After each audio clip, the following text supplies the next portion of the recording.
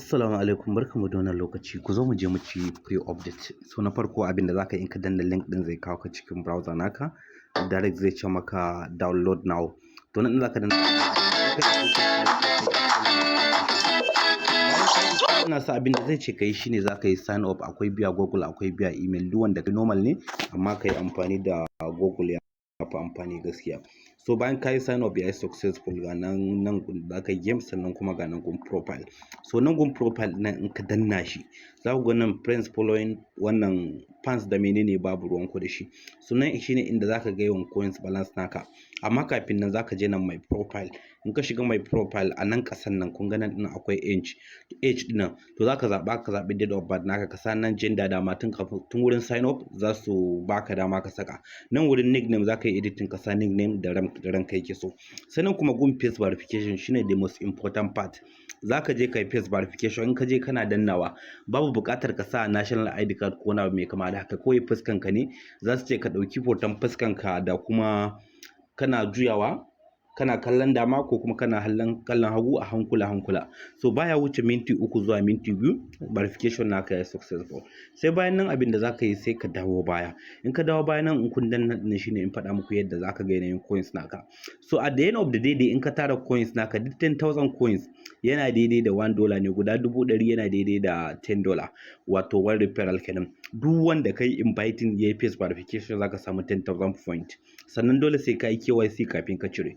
Bayan coins naka ya tara zaka danna exchange coins. In ka danna exchange coins shikenan zaka yi exchange coins guda 10,000 wanda yake daidai da $10 ko 20,000 wanda yake daidai da $20 ko 100 wanda yake daidai da,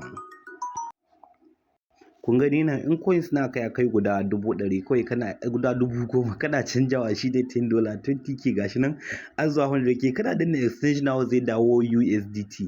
Sai da USDT mai interesting fa zaka hit nan withdraw. In ka danna withdraw zaka yi downloading Mate wallet a Google Play Store, ko kuma anan nan direct zai kai ka, zaka yi creating da email address nan, in ya kai $10 plus zaka hit withdraw, zai drop ba tare da wani matsala ba. So ya za a yi ku samu referral ba tare da kuna da group ba ko wani abu kamar haka? To ba matsala bane.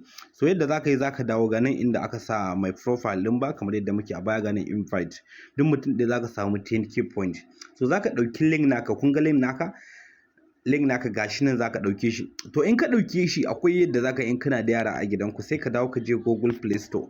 In ka je Google Play Store ka dauko wannan application din mai suna Island, kun gan shi?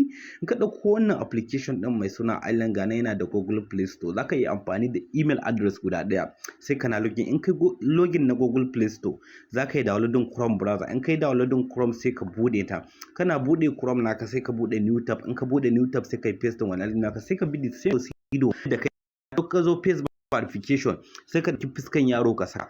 To bayan ka dauki fuskan yaro ka gama account da dai, abin da zaka yi shine zaka dawo cikin Island. Dawowa cikin Island nan zaka yi nan right upper corner nan, kana danna sai ka danna settings, sai ka danna scope settings nan, kana danna sai ka danna Island, kana danna Island sai ka yi scrolling all the way down sai ka danna destroy permanently, kana dannawa kana danna destroy shikenan. Sai ka je kuma duka sake kwafo link naka ka sake yin wani yaro, kana yin guda 10 zaka cire $10 wanda yake daidai da naira 14,000 a kudin Najeriya. Allah ya dafa mana.